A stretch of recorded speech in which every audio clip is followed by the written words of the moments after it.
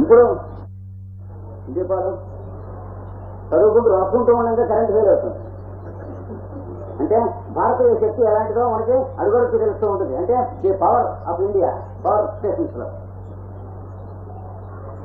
భారతీయ శక్తి అలాంటి స్థితికి వచ్చాం.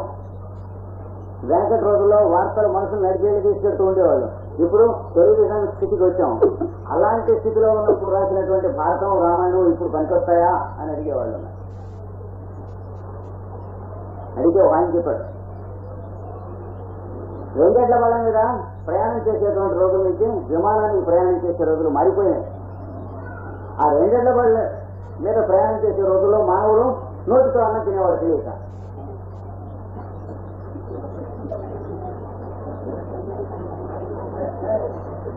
అప్పుడు రాసింది రామాయణం, అప్పుడు రాసింది భారతం, అప్పుడు రాసింది భాగవతం. ఇప్పుడు టైం మారిపోయింది. నోటితో అన్నం తింటున్నాడా తప్ప ఇంకో దాంతో తింటున్నాడు కనుక రామాయణం తర్వాత ఇలా చెప్పేటప్పటికి వాళ్ళు ఆ నాస్తిక సంఘం వాళ్ళు అక్కడి నుంచి దుకాణం ఆ ఊరి నుంచి చెప్పేశారు. కేరళలో ఒక మాట జరిగింది. ఈ చెప్పింది స్వామి చెన్నయానంద చెప్పాడు. ఉదాహరణ నాయి గారు వాళ్ళే నాదేం చెప్పుకోకూడదు కనుక బహుప్రకారం ఆ మార్గాలు ఉన్నాయి. ఈ మోక్షం అనే దాని మార్గాన్ని పెడుతున్న వాడికి, మోక్ష మార్గాన్ని పెడుతున్నవాడంటే మోక్షం కోసం తంటాలు పడుతున్నవాడు అని అర్థం కాదు. మోక్షం కోసం తంటాలు పడుతున్నవాడికి పుటం పెట్టినా మోక్షం కాదు. ఎందుకంటే ఒక దానికోసం తంటాలు పడుతూ ఉన్నటువంటి వాడికి వచ్చేది కాదు మోక్షం. నా ఆత్మ బలహీనైన లభ్య, దుర్బలుడు బలహీనుడు నాకు ఇది కావాలని చెప్పి ప్రాధేయపడి సేద్యం దేవరించే వాడికి దొరికేది కాదు ఆత్మవిద్య. అందుకని మోసం ఎలా వస్తుందండి, ఏం చేస్తే వస్తుందండి అని అడిగేటువంటి వాళ్ళకి ఎన్నడూ రాదు. రమణ మహర్షి గారి దగ్గరికి కూర్చొని స్వామి మోసం ఎలా వస్తుందంటారు అని అడిగారు. ఆయన అడిగితే రాదు రా అప్ప, ఏం చేసినా రాదు అంటే మనం మహాపచారం చేసాం, ఈ జన్మకు రాదంటున్నారు స్వామి గారు, సెలవు అయిపోయింది, మన సంగతి తెలిపోయింది. ఇంకా మరి అంటే అసలు ఇప్పుడు వితరా అయిపోయి సెప్టెంబర్కి పరీక్ష చేద్దాం అనుకున్నాడు. మళ్ళీ సాయంత్రం దాకా ఊరుకుని ఆయన ఏం చేశాడు రమణ మహర్షి గారు, విజయ్ చేసి వీడికి చట్నీని అది పెట్టి తినమన్నాడు. ఇది మోక్షాన్ని గురించి అడిగితే వాడు విజయాన్ని ఎక్కడే ఉంటాయి. తర్వాత మళ్ళీ సాయంత్రం దాకా ఉండి భోజనం ఇంట్లో సాయంత్రం అడిగారు, స్వామి మరి మోక్షం సంగతి ఏమిటి రాదంటారా అన్నాడు. కనుక్కున్నా రాదు అప్ప, మోక్షం అనేది రావటానికి రానే రాదన్నాడు. అంటే సరే ఏం చేతనండి అని అడిగారు. చివరికి ఏం చేతంటే పోవలసింది బంధం తప్ప రావాల్సింది మోక్షం కాదు. మనమేదో కంపు నానా వాసనలు దుర్వాసనలు ఒంటి గంటించుకున్నాం. స్నానం చేయటం అంటే ఉన్న వాసనలు పోవటం కానీ కొత్త వాసనలు రుద్దుకుంటాం కాదు ఒంటి గంట. మనం తెచ్చుకునే కాంప్లెక్స్లు, మనం తెచ్చుకున్నటువంటి చిక్కులు తుక్కులు హక్కులు ఇవన్నీ తొలగిపోవటం, మనం మిగలటం తప్ప మోక్షం అనేది ఏది వేరే ఇంకో కొత్తది బజారుకి వెళ్ళి ఉప్పు చింతపండు కొనుక్కొచ్చుకునేది ఏమి లేదురా. అందుకని మోక్షం కోసం ప్రాధాన్యపడేవాడు, మోక్షం కోసం ప్రయత్నం చేసేవాడు వాడికి వచ్చేది ఏమీ లేదు. మోక్షం అనే పదం అంటే పంచకావ్యాలు చదివామని అడిగితే ఒక గంటలో కొన్ని 100 మాటలు చదువుతానన్నట్ట. అందుకని పంచకావ్యాలు అని.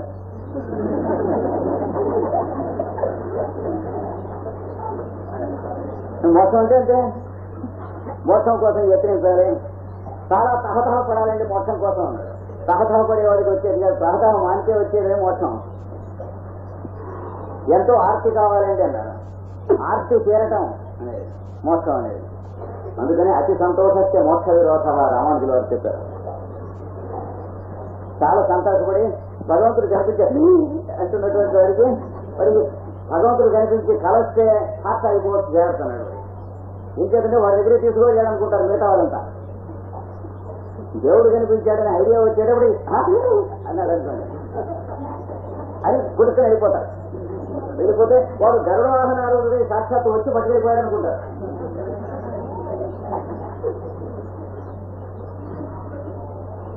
అందుకని ఇలా సంతోషపడేటువంటి వాళ్ళకి మోక్షం కాదు. సంతోషం పడటం కాదు కావాల్సింది, సంతోషంగా ఉండటం. అంటే ఏదో చూసినా ఒకలాగే ఉన్నవాడి మోక్షం ఉంటుంది. కానీ సంతోషం పడ్డాడు, సంతోషం లేచాడు, మోకాళ్ళు సంతోషం చెప్పులు ఉడుతున్నాయి, మోకాలు అంటే పడుతూ వేస్తూ ఉన్నాడు. ఓ రోజున సంతోషం మొహం, ఓ రోజున నిస్సంతోషం మొహం. ఇవాళ ప్రత్యేకంగా సంతోషం పడుతున్నామండి, లాభం వచ్చింది వ్యాపారం. లాభం ఇవాళ వచ్చింది కానీ లాభం వచ్చినా లాభం లేదు. కానీ రమణ మహర్షి వారిని వారిని అడిగితే చెప్పిన సమాధానం అది. ఆయన ఆశ్రమంలో ఉంటున్న శిష్యులు ఇద్దరు, ఎవరో పెద్దవాడు వెళ్ళిపోతే తీసుకెళ్ళి మోసుకెళ్ళి దహనం చేసి వచ్చేసారు. శిష్యులు నలుగురు చేసి వచ్చి వెనక్కి తిరిగి వస్తూ, ఆశ్రమంలోకి వెళ్ళాలంటే స్నానం చేసి వెళ్ళాలా లేకపోతే రేపు పొద్దున చేయొచ్చని సందేహం వచ్చింది ఒకరికి, ఈ శిష్యుడికి. ఎందుకని చలికాలం. ఓడనాడు స్నానం చేయడానికి స్వామివారి దర్శనం ఎట్లా చేస్తారు, కళ్ళు పోతాయి ఎవరికి. రెండో వాడు అన్నాడు, స్వామివారికి ఇలాంటివి అంటావు, మనం ఎలా చూసినా పర్వాలేదు. వాళ్ళిద్దరు వాదించుకుంటున్నారు. వాదించుకుంటుంటే స్వామివారి రూములో ఉండకుండా వీళ్ళు ఎక్కడ వాదించుకుంటున్నారో అక్కడే మెత్తడికి వస్తున్నారు. ఏమిటి రాని అడిగితే మన ఇద్దరికి సందేహం వచ్చిందండి, స్నానం చేసి మిమ్మల్ని చూడాలా చేయకుండా చూడొస్తాను. ఏమొచ్చింది ఇప్పుడు అన్నాడు, శవాన్ని మోసి వస్తున్నామండి అన్నాడు. అంటే ఆయన అన్నాడు, రోజు దాని సందేహం వేళ ఎందుకు వచ్చిందండి.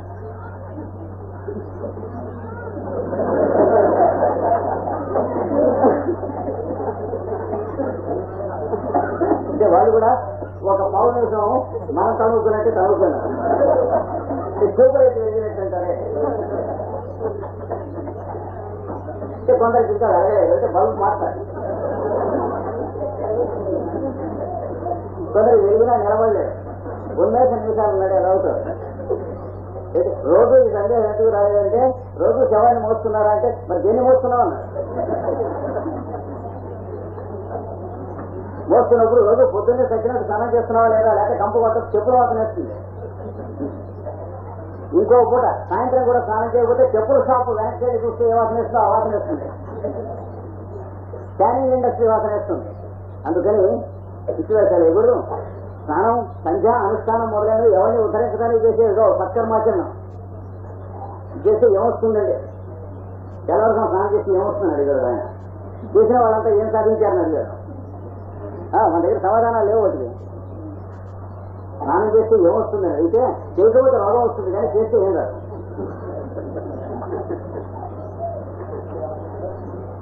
ఈ స్థితులన్నీ దాటినటువంటి వాళ్ళకి, సరైన మార్గాన్ని వెళ్తూ ఉన్నటువంటి వాళ్ళకి, అందరిలోనూ ఉన్నటువంటి పరబ్రహ్మమును చూసి తాను చేసేటువంటి అర్చనం, ఆచరణం, యజ్ఞార్థ కర్మం సమస్తము చేస్తున్నటువంటి వారికి ఏదైనటువంటి మార్గాలు దారులు చెప్తాను, ఆచరించేది తప్ప ఇందులో దీని గురించి ఉపన్యాసాలు చెప్పుకుంటానే పనికొచ్చేది ఏం లేవు. మనం చెప్పుకుంటున్నాం కానీ తెలియక ఆచరించడం అనేది ఇష్టం లేక చెప్పుకుంటున్నాం దాని గురించి.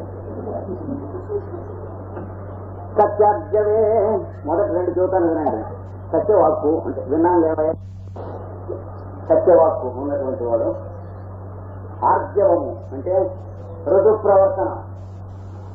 నీకు ఇది తెలిసిన స్వామి చెప్పండి సమాధానం. నాకు తెలియదు, తెలియకపోతే తెలియదని చెప్పగలిగినటువంటి వాడు ఉంటే వాడికి మోక్షం వస్తుంది. కానీ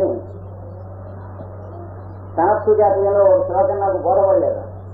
బోధపడకపోతే దాని గురించి నేను బాధపడితే వస్తుంది. కానీ బోధపడినట్టు నటిస్తే పరీక్ష నేనే తప్పుతాను జీవితంలో, మోక్షం నాకే రాదు. నిజమే కనుక సత్యవాంగ్య నియమము కలిగి ప్రవర్తించి సత్యంగా మాట్లాడే సంభాషణ చేసి అది మొదటి మార్గం.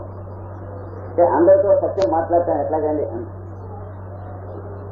అది నువ్వు చూసుకోవాలి. ఎవరికి వాడు చూసుకోవాలి. నేను మాట్లాడదలుచుకుంటే నేను చూసుకోవాలి, మీరు మాట్లాడదలుచుకుంటే మీరు చూసుకోవాలి. కానీ ఒకరు మాట్లాడదలుచుకుని ఇంకోటి సలహా అడిగితే చేయలేదు కాదు, లిటిగేషన్లోకి వెళ్ళిపోతాం. అనేక ఆర్గ్యుమెంట్లు వస్తాయి మధ్యన. సత్యవాడు ఎలాగంటే మాట్లాడతాం, ప్రతివాడితో సత్యం ఎలా మాట్లాడతాం, అర్థం చూసుకుని అడగవలసిన ప్రశ్న తప్ప ఒకటి ఇంకోటి అడగవలసిన ప్రశ్న కాదు. మనం మాట్లాడదలుచుకున్నామా మార్గం. ఎవరేమనుకున్నా సరే కొండ వెళ్ళగొట్టిన సత్యం చెప్పేస్తాను. ఎవరైనా కష్టపడ్డా సరే ఏమని సరే చాలా తప్పకుండా సత్యం పలకటానికి చేతనైతే సాధన చేసుకో. కానీ కొండ వెళ్ళగొడితే మళ్ళీ డబ్బులు వసూలు చేస్తుంది ప్రపంచం, అక్కడ పెట్టరా అంటుంది. వెళ్ళబెట్టలేకూడదు. కొండ వెళ్ళగొట్టినట్టు చెప్పడం ఎందుకు రోగం. నువ్వు సత్యం మాట్లాడకూడదు. ఎవరైతే లోకంలో నువ్వు బాగుపడే నువ్వు సత్యం మాట్లాడమన్నారు. కానీ లోకానికి ఉపకారం చేయడానికి సత్యం మాట్లాడడం లేదు. ఇంకా కొండ వెళ్ళగొడతానంటే తలకాయ వెళ్ళగొడతానంటారు.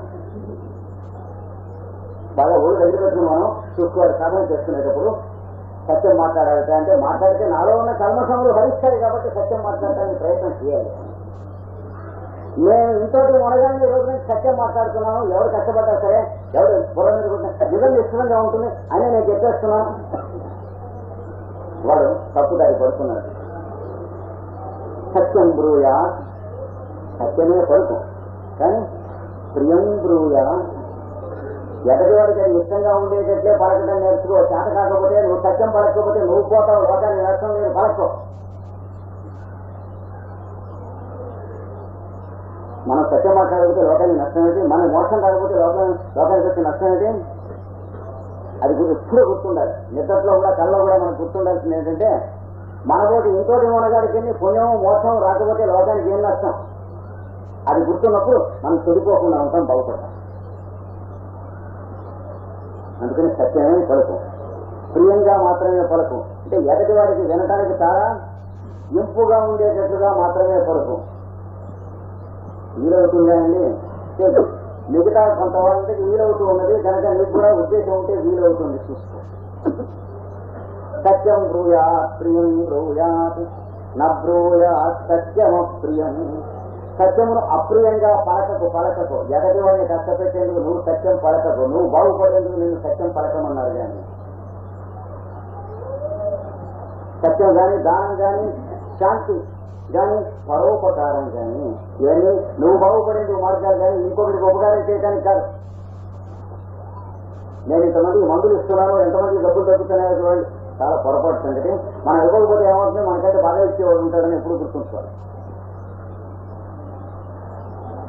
పొద్దున 10కి మీరు ఆఫీస్కి వెళ్తున్నారు కదండి, అందుకే భర్తని వేళానికి ఇక్కడ ఎన్నింటికి బయలుదేరుతున్నారు, 9:30 బయలుదేరుతున్నారు కదండి.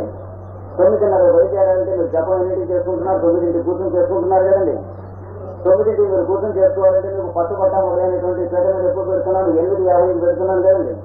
8:50 మీరు అక్కడ రెడీ అవ్వాలంటే మీకు నీళ్ళు స్నానం ఎప్పుడు చేయాలి, 8:40కే చేయాలి. 8:40 మీరు స్నానం చేయాలంటే 8:30కే మీరు నీళ్లు చూడాలి. చూసారా? నన్ను మీరు చేసుకోకుండా ఉన్నట్లయితే, పెళ్లి చేసుకోకుండా ఉన్నట్లయితే మీకైతే అవ్వలేదు అనేది అయితే వాడన్నట్ట. ఈ తాతమ్మని హాడి దొరుకు ఉండేది, వాడు కొంచెం ఓటు పల్లాటి అంటాడు. వాడు అన్నాడు, ఈ తాతమ్మని వెనక ఉండేది, అది మీకంటే 5 నిమిషాల ముందు తొందరగా చేసి దాన్ని చేసుకుని ఉండేవాడిని అన్నట్టు. ఈ సాయంత్రం మనకు ప్రతివాడికి గుర్తుండాలి. మనం పరోపకారం చేయకపోతే ఏం జరిగేది, మనకంటే బాగా చేసేవాడు చేసి ఉండేవాడు. లోకానికి గతి లేక చెడ్డ రోజులు వచ్చి మన రోజు వాడు చేస్తున్నాడు. కానీ కామయేద క్రోధయేద రజో గుణ సముద్భవ మహాజనో మహాపాప్మా విద్యైరణం. లోపల కామం క్రోధం అని చెప్పి 2 ఉంటాయి. అవి రజోగుణం కలిసి పుడుతూ ఉంటాయి. ఎదటివాడు ఏదన్నా అన్నాడంటే దానికి అందులో తప్పు చూపించి గొవ్వడం అందామని అనిపిస్తుంది, కానీ అనకుండా ఉందామని అనిపిస్తుంది. ఉందామని అనిపించిన వాడు ఇక్కడ విడిచిస్తున్నవాడు. ఎదటివాడికి సత్యం నిర్వహించే సమాధానం మన దగ్గర ఉండి కూడాను వాడిని ఊహిస్తాను మన వాళ్ళ అనే సంగతి జ్ఞానం వివేకం మనకు కొద్దిగాను ఆవరించైనా తెలిస్తే ఈయన చెప్పిన మార్గం పనికొస్తుంది. అది తెలుస్తూ కూడా అవతల ఉన్నవారు చక్కగా ఊహించేస్తూ వాళ్ళెవరు ఊహించాను వీళ్ళెవరు ఊహించానని చెప్పి ఆ సర్టిఫికేట్ చూపిస్తూ ప్రజలకి ఆ ఉన్నందువల్ల ఎక్కువ లాభం లేదు. మనవాడు కూడా ఊహించేవాడు వస్తారు ఒక రోజున. ఎందుకంటే అందరిలోనూ ఉన్నటువంటి వాడు అదే అంతర్యామిగా వాడే ఒకరే కదా. ఒక 10 ఏళ్ళో 15 ఏళ్ళో మనం మనకి ఎవరిలోకో వాళ్ళ నోరు ఊహిస్తూ మనం వస్తూ ఉంటే మన పై కూడా వచ్చి నువ్వు నోరు ఊహిస్తాం. ఇందరిలోనూ ఉన్న అంతర్యామి దేవుడు కనుక వీళ్ళందరి మీద కూడా ప్రాక్టికల్ చేసుకోవడం వేస్తూనే ఉంటాడు. సత్యవాక్కు, సత్య ప్రవర్తన, ఈ 2 సత్యం. నబ్రూయా సత్యం అప్రియం. సత్యమును కఠినంగా ఉండేట్టు బాధపడేటట్టు చెప్పకండి. సత్యాన్నే చెప్పండి. ఎదటివాడు బాధపడేటట్లు సత్యాన్ని చెప్పకండి. ఎదటివాడు తప్పు చేశాడనుకోండి, శిష్యుడే అనుకోండి, నలుగురిలో పట్టుకుని నువ్వు ఇలా చేస్తా అని అనకండి. తెలుసా? సత్యాద్యవే సత్య ప్రవర్తన. కష్టంగా ఉండేట్టు చెప్పకండి సత్యం. శిష్యుడు ఇట్లా చేశాడు, ఏరా ఇలా చేశావు, గుర్తుందా లేదా నీకు, ఎన్ని రోజులు చెప్పాలి నీకు, మందమతి సవడేరా తప్పు. కానీ వాణ్య లోపల ఇంట్లో పిలిచి ఎవరు వెనకుండా వాడు ఒక్కరి పిలిచి చెప్పేటువంటి సద్బుద్ధి మన దగ్గర ఉంటే ఎట్లా వీళ్ళందరి ఎదురుకుండా వాడితో చెప్పాలనేటువంటి దూరంగా మనకు తీరాలనేటువంటి జంతుత్వం పశుత్వం మనం తీసుకుంటున్నాం. 10 నలుగురిలో ఒకటి బతుకున్న వాళ్ళు తిరుగుతున్నాం అంటే అర్థమైతే మనలో ఉన్న జంతుత్వాన్ని, మనలో ఉన్న పశుత్వాన్ని బయట పెట్టుకుంటున్నాం అన్నారు. మనలో మానవత్వం ఉంటే వాడిని వేరే ఒంటరిగా తీసి చెప్పుండేవాడు. కొడుకునైనా సరే, శిష్యుడైనా సరే, తమ్ముడైనా సరే, మిత్రులైనా సరే, ఎవరైనా సరే హృదయంలో ఉన్న పరమాత్మను మనం గుర్తించి వెలిగించడం కనుక నేర్చుకుని ఉన్నట్లయితే నలుగురు ఎదుర్కొండ అవుతూనే ఉండకూడక పెట్టుడు అది అని ఉండేవాడు.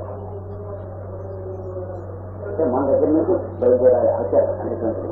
కనుక సత్యం ఎప్పుడు కూడా అప్రయంగా చెప్పకు. ప్రియంగా అనుసంబ్రుయాత్ చాలా మధురంగా ఉంటుంది కదా అని చెప్పి అబద్ధం చెప్పడం. అవసరం దేవుడు దగ్గర చెప్పకూడదు. చాలా తీయగా ఉంటుంది కాబట్టి అసత్యము చెప్పకూడదు. ఏక ధర్మ సనాతన, ఇది సనాతన ధర్మం అంటే ప్రాచీన ధర్మం అయ్యారు. ఏ రోజున ఏ శతాబ్దిలో ఎక్కడైనా సరే ఇలా ఉంటేనే చెల్లుతుంది అన్నది సనాతన ధర్మం అంటారు. ఏ దేశమైనా సరే, ఏ మతమైనా సరే, ఎక్కడైనా సరే ఈ మాటకి తిరుగులేదు. ఇలా నువ్వు మాట్లాడటం నేర్చుకున్నట్లయితే నీకు తిరుగులేదు అని చెప్పారు. నువ్వు అలా మాట్లాడితే నీకు తిరుగు ఉండదు. ప్రియవాక్య ప్రయోగే సర్వే పుష్యంతి జంటవా. ఎక్కడో సంతోషంగా ఉండేట్టుగా మాట మాట్లాడటంతో చక్కగా సంతోషం వస్తుంది. ఎక్కడికి ప్రోత్సాహం కావాల్సిన వాడికి ప్రోత్సాహం వస్తుంది. ధర్మబుద్ధి మీదకి పెడుతున్న మనస్సు గలవాడికి ఇంకా గట్టిగా ఊపిరి ధర్మబుద్ధి మీదకి పెడతాడు. దానికి అలా మంచిగా ఎదుటివాడికి సంతోషంగా ఉండేట్టుగా మాట్లాడటానికి నీకేం డబ్బులు కట్టక్కర్లేదు కదా. ఏదంటే కొంచెం కంఠశ్వాసం ఉంది కదా అంటే వాడిని నేను తిడుతూ ఉంటే ఇంతకంటే ఎక్కువ గోళ్ళు పెట్టుకు తిడుతున్నావు కనుక ఇంకా ఎక్కువ కంఠశ్వాసం ఎలాగో పాటు చేసుకుంటున్నావు. అది మానేసి ఇచ్చే అంటే 100 రూపాయలు దుర్వినియోగం చేయడం మానేసి 10 రూపాయలు సద్వినియోగం చేసినట్టు వాడి మీద వీడి మీద నోరు పారేసుకుంటాం మానేసి మంచిగా అందరూ సంతోషంగా ఉండేట్టుగా మాట్లాడటం అనేది వస్తుంది. అక్కడ కూడా చేయడానికి ప్రాణం ఒప్పటం లేదా ఏమి ఖర్చు అవ్వకుండా చేయాలని ఇంకా నేనేం చేస్తాం అన్నాడు భారతం. కనుక సత్యవాక్కు. ఆర్జవం అంటే రుజుప్రవర్తన. రుజుప్రవర్తన అంటే నేను బిజినెస్ లో పార్ట్నర్స్గా ఉన్నాను. నేను ఊళ్ళో లేనప్పుడు మీరు ఆ బిజినెస్ లో వచ్చినటువంటిది కూడా 2 పావలా వస్తే 1 పావలా మీ డబ్బాలోను 1 పావలా నా డబ్బాలోను నేను వేయగలిగితే అది రుజుప్రవర్తన. మీరు చూస్తూ ఉండగా మీ పావలానికి నేను ఇవ్వడం రుజుప్రవర్తన అవదు. ఇవ్వకూడదు అంటారు. 10 గంటలకి ఆఫీస్కి వెళ్ళాలి. 9:58 ఆఫీస్కి వెళ్తే వాడు గుణవంతుడు అవుతాడా? ఎలాగైతే ఉద్యోగం చేస్తారు కనుక వెళ్తున్నాం. 10కి ఆఫీస్కి 9కి రమ్మంటే వెళ్తానా? రేపు ఇంకో 8కి రమ్మంటారు. ఇంకో 10 పోతే బ్రాహ్మణ ముహూర్తంలో అభివృద్ధి రమ్మంటారు. రాత్రి 12 నుంచి 1 గంట వరకు నన్ను కలుపుకోదలుచుకున్న వాళ్ళు కలుపుకోండి. తెల్లవారుసారి 4 నుంచి అందరూ ఆఫీసులు రండి అన్నారు. వెళ్తాం వెళ్దాం ఖచ్చితంగా వెళ్తాం. ఎందుకంటే ఉద్యోగం తీసేస్తారు కనుక. కానీ టైంలో డిసిప్లిన్ గా పనిచేసుకుంటున్నటువంటి వాళ్ళంతా మహానుభావులు అనగదా గుణవంతులు. అంటే అది లాభం లేదు నాయన. ఇంకోటి కూడా కాదు. ఈ దేశాన్ని పరిపాలిస్తున్నటువంటి ఈ ఆఫీసును పరిపాలిస్తున్నటువంటి వారు పెద్దవారు, సెక్రటరీ గారు, ఎమ్మెల్యే గారు, మంత్రి గారు, ఆయన అల్లుడు ఉద్యోగం చేస్తూ కూడా వాడు కూడా 2 నిమిషాలు తక్కువ 10 గంటలకి వచ్చినట్లయితే అప్పుడు ఏమవుతుంది? గుణవంతుడు ఒకటే గారు వీర్యవంతుడు కూడా అవుతాడు. అంటే ఎలా ఆఫీస్కి ఎగ్గొట్టడానికి కావాల్సిన సామర్థ్యం ఉండి కూడా వెళుతున్నవాడు కావాలన్నారు. అలాంటి వాడి కథ రాస్తానన్నారు వాల్మీకి. కోన్వస్మిన్ సాంప్రతంలోకే గుణవాన్ కచ్చవీర్యవాన్. ఈ 2 కలిసిన వాడు కావాలి. గుణవంతులకు చాలా మంది ఉన్నాం. ఏ టైంకి వాడు ఆఫీస్ చేద్దాం, ఏం లాభం లేదు. వీర్యవంతులకు చాలా మంది ఉన్నాం. ఆఫీసర్ మనవాడు కనుకైతే సెలవు చూసి పంపించకుండా ఎగ్గొట్టేవాడు. కానీ 2 కలిసిన వాడు రామచంద్రుడు అన్నాడు. బహో దుర్లభాస్వయా కీర్తిత గుణ. చాలా దుర్లభమైన గంటలుగా అడిగావు నువ్వు అడిగినటువంటి గుణాలు. గుణవంతుడైతే వీర్యవంతుడవాడు, వీర్యవంతుడైతే గుణవంతుడవాడు. అంటే ఆఫీస్కి వెళ్ళక్కర్లేదు అని నటించినటువంటి వాడు 10కి ఆఫీస్కి వెళ్ళాడు. 10కి ఆఫీస్కి వెళ్ళినవాడు గతిలేని వాడు వెళ్తాడు. కానీ గతుడు కూడా 10కి ఆఫీస్కి వెళ్ళేవాడు అంటే శ్రీరాముడు అని అర్థం. రామాయణంలో ప్రారంభంలో చెప్పాడు గుణవాన్ కచ్చవీర్యవాన్. 2 కలిసి చెప్పాడు. ఈ 2 కలిసి ఉన్న వాడి గురించి అడిగాం. అలాగా అయితే మాకు అడ్రస్ తెలియదండి ఇతరులు రావాలి. ఇందులో ఎవరో ఓన్ చెప్పంటే నేను ఉన్నానని చెప్తాను. అందుకని ఆర్జవం ఉంటే రుజుప్రవర్తన అంటే అర్థం అది. మనం ఇలా చేద్దాం అని అనుకున్నప్పుడు మీరు చూడకుండా ఉన్నప్పుడు కూడా నేను అలా చేస్తే అది రుజు ప్రవర్తన. చూసినప్పుడు చేయడం లెక్క కాదు. సైకిల్ లైట్ ఎందుకంటే పోలీసు పట్టుకోకుండా అనేటువంటి వాళ్ళకి తుచ్చులకి అర్థమయ్యే విషయం కాదు. పోలీసుతో సంబంధం లేకుండా లైట్ మన సైకిల్ కోసం ప్రయాణం చేస్తున్నటువంటి వాళ్ళకి గుర్తుకోకుండా ఉండటం కోసం, ట్రాఫిక్ మన క్షేమం కోసం అని తెలిసిన వారి కోసం ధర్మం. అలాంటి వాడు దొంగతనం చేయకుండా ఉంటాను. కానీ మిగతా వాళ్ళం దొంగతనం చేస్తే తుపాకీ తెలుస్తాను ఎవరైనా పట్టుకున్నంతసేపు దొంగతనం చేయకుండా ఉంటాం అంతే. భయంతో ధర్మం ఆచరించినటువంటి పశు ధర్మం కాని వాళ్ళం ఎంతసేపు ధర్మంతో ఉంటాం. భక్తితో ధర్మం ఆచరించే స్థితికి రావాలి. భయభక్తులు అన్నారే, భయం స్థితి దగ్గర నుంచి భక్తి స్థితికి రావాలి. వస్తే అది సరైన పద్ధతిలో అది ఆర్గ్యం ఉంటే రుజు ప్రవర్తన అవుతుంది. నాకు మీరు చెప్పింది నచ్చలేదండి అని చెప్పేస్తారు. నచ్చకూడదు. రుజు ప్రవర్తన అంటే అర్థం. అంతేగా నచ్చకపోయినా అవునండి అది ఆలోచించదు, అలా ఉండొచ్చు అని వెళ్ళిన తర్వాత ఏడిచేది అవతల చెప్పి నచ్చకపోతే అవును ఉండొచ్చు, అది ఉండొచ్చు, ఇది ఉండొచ్చు అంటే వాడు ఎవరికి చెప్పిందైతే వాడికి నచ్చలేదో వాడిని నచ్చలేదని వాడితో చెప్పడానికి కావాల్సినటువంటి గుండె ధైర్యం మనకు లేదు. రేపు వాడితో ఏం అవసరం వస్తుందో అనే తక్కువ వస్తుంది. నచ్చాన్ని నచ్చకపోతే అవసరం వచ్చినా సరే ఒకరికొకటి చేసుకోవచ్చునని వీడికి ఇంకా జ్ఞానం కాలేదు. అందుకని సత్యము ఆర్జవము ఈ రెండు కావాలి. రుజుత్వం ఆర్జవం అంటే రుజు ప్రవర్తన కలిగి ఉండటం. నామర్థం అనేటువంటి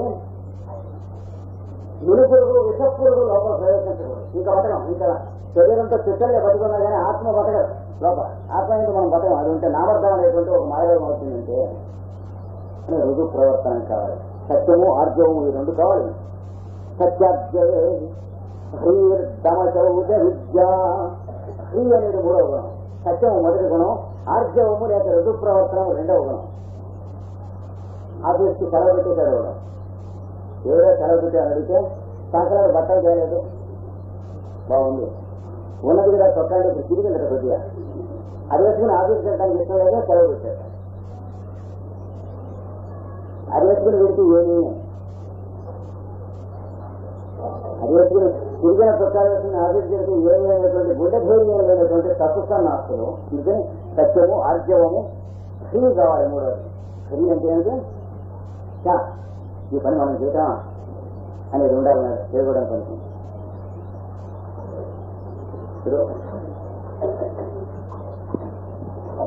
బట్ట 300 రూపాయలు చొప్పున కొంటారు ఇతర దేశం వాళ్ళు బియ్యం. నువ్వు బియ్యము బెడ్డలు పుట్టి అన్ని ఏర్పాటు చేసేసి బట్ట 100 రూపాయల చొప్పున కొనేసేసి అప్పచెప్పాలి. ఈ మధ్య మార్గం నీకు వస్తుంది అని అంటే ఒప్పుకుంటా. నాకు కాదు ఇంకా దగ్గరికి నేను వెళ్ళినాను. అలా ఉంటుంది. అది ఫ్రీ అంటే ఫ్రీ అంటే ఈ పని మనం చేయకూడదు అని తెలుసుకున్నవాడు ఉండాలి. ఎవరు చూస్తున్నాడు కాబట్టి చేయకూడదని కాదు, మనకి కాదు అంటే.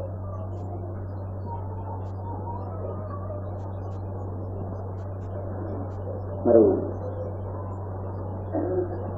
డాలర్లు పెట్టెలో పెట్టి తీసుకొచ్చేస్తుంటారు. తీసుకొచ్చి ఆ కొడాయి చేసిన వెళ్ళే వాళ్ళకి మారుబేరానికి అమ్ముకుంటూ ఉంటారు. దాంతో ఎక్కడికారులు అవుతున్న వాళ్ళు ఉన్నారు. ఈ పని మనం చేయవచ్చునా అని ప్రశ్నిస్తారు. ఏ పనైనా సరే. ఇక్కడ గడియారం ఇక్కడ పెట్టి మర్చిపోయారనుకోండి, మీరు అందరూ వెళ్ళిపోయారు, గడియారం ఇక్కడ ఉంది, జబరుమాలు దానికి పడేశారు. మరి 2 జబరుమాలు పెట్టి చెవులో పెట్టారు. ఎవరు ఏమన్నా చూడరు.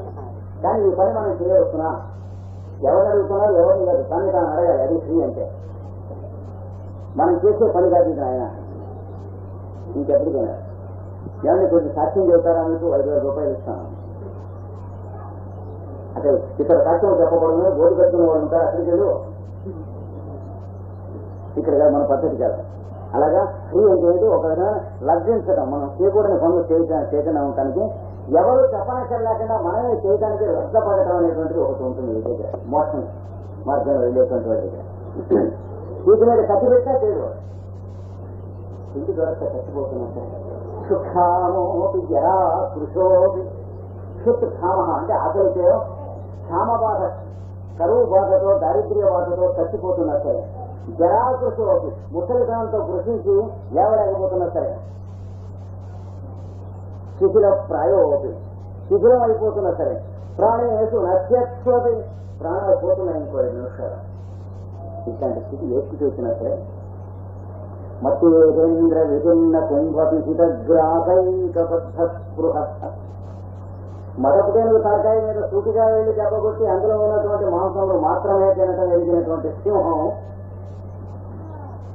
జీర్ణతృణమత్తుమనవహతామగ్రేసరస్య సరీ జండు పెట్టి తింటుంటే ఆ చచ్చిపోతున్నాము కదలేమని చెప్పి అక్కడ చచ్చిపోతుంది ఏం కావాలంటే అది అంటే భర్తలు ఇచ్చేసారు నమస్కారం. దీనికి వ్యతిరేకమైన పద్ధతి ఫలాపేక్షతకి మంచి పనులు చేసేటువంటి వాడికి ఎలా ఉంటుంది అది చెప్పాడు పక్కన. లాంగోరచారణావఘాతం. లాంగోరచారణ అంటే తోక టక టక టక టక టక అడుగుతుంటేవాడు. తనకి పిండాకుడు పెట్టేవాడు అక్కడ దూరం కనిపిస్తే కుక్క అంత దూరం కనిపిస్తుంటేగానే కుక్క అట్లాగే ఉంటుంది. తోక దగ్గర తిరగటం మొదలుపెట్టింది వాళ్ళు. లాంగోరచారం అధశ్చరణావఘాతం నేల మీద ఖాళీ తీసుకుంటాడు పెట్టి పెట్టాను. భూమౌని పత్య నేల మీద పడుకుని వదనోదర దర్శనైత్య నోరు పట్టదు తీసుకుంటా చూడు తింటాను వేస్తున్నట్టు అంటుందా.